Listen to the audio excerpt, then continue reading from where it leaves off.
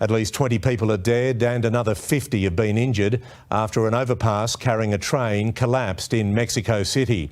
There are fears more people are still trapped under the rubble as rescue crews search into the night. A busy street in Mexico. On the overpass you can see a train whizzing past.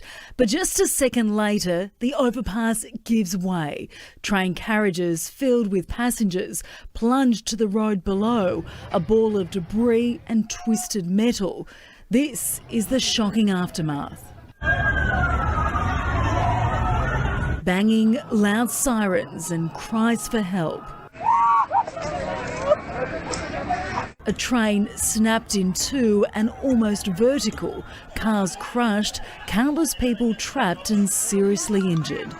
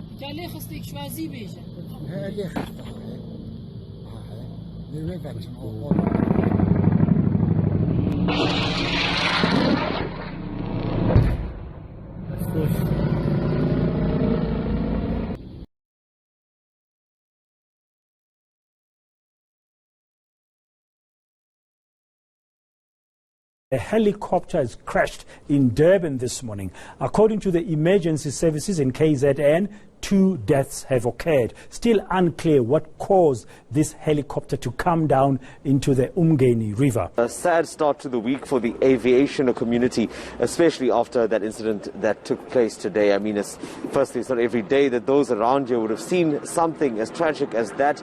Our thoughts are also with the families of the 2 men that were on board that Robinson 22 aircraft today. And although we do know their names, it is still quite soon to share that with the public. But what we can say is that one of the men, the pilot in fact, was actually an instructor.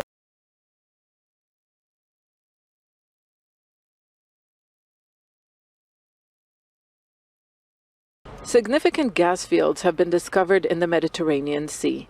Lebanon's prospects are in waters disputed with Israel. Away from the media, the longtime enemies are back negotiating at a United Nations base along the border. Indirect U.S.-mediated talks were called off weeks after they began in October.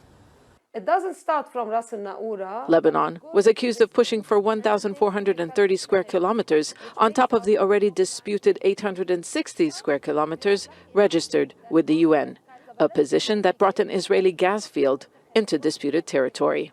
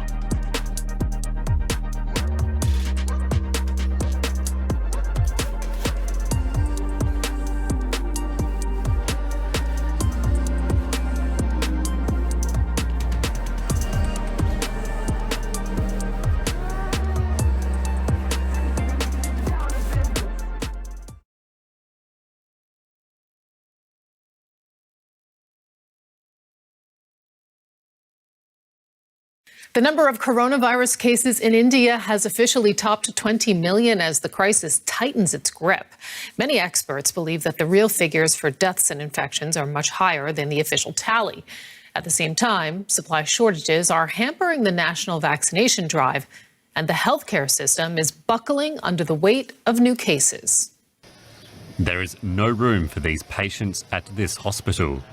Instead, they are made to wait outside and left hoping that the oxygen supply will hold out. As ambulances queue at hospitals, Other means of transport are also taking on a crucial role. Trains are India's lifeblood, its tracks hauling freight and people across the country's vast landmass. Today, they also offer a lifeline. This locomotive pulls a precious cargo: oxygen, headed to the worst-hit areas.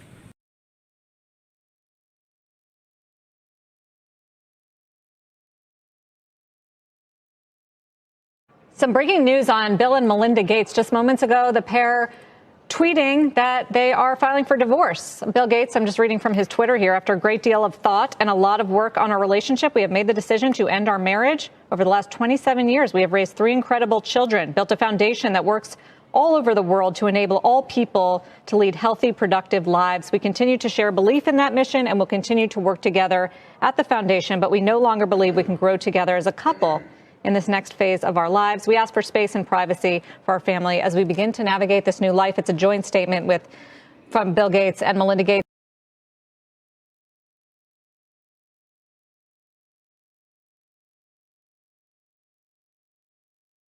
It's been almost 6 months since Diego Maradona passed away. Argentina was in mourning as thousands gathered to say goodbye. But Maradona's death is surrounded in controversy. On Monday, a panel of 20 experts concluded Maradona received inadequate medical care and was left to his fate for a prolonged agonizing period before he died.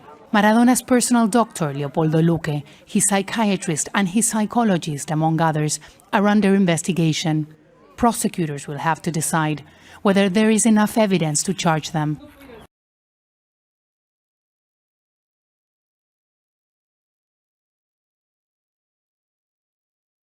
Molten rock and ash spew 300 meters into the air from Iceland's Fagradalsfjall volcano, high enough that it's visible from the capital city of Reykjavik. The flow is more powerful, the chunks are being thrown higher, and that means, as you saw just before, that it can start raining scalding hot ash. It's not particularly pleasant. The volcano's been erupting since March 19th and had been remarkably stable in most of that time. Now, though, activity has ticked up at one particular crater, and it's behaving almost like a geyser, something experts believe could be due to changes in the composition of magma and gas.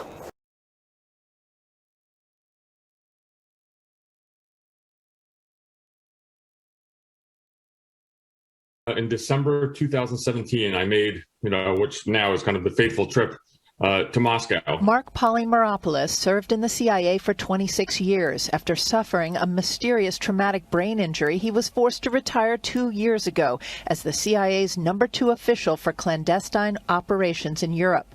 After a trip to Moscow in 2017 left him debilitated. He was staying at the Marriott Hotel near the U.S. Embassy. I woke up in the middle of the night with an incredible case of vertigo, of tinnitus, which is ringing in the ears. I was falling over. I was nauseated. And in Afghanistan, I'd spent time in Iraq. This was the most terrifying experience of my life. Now 2 cases are being investigated on U.S. soil, including one that allegedly took place last year near the ellipse outside the White House, and another that targeted a National Security Council official.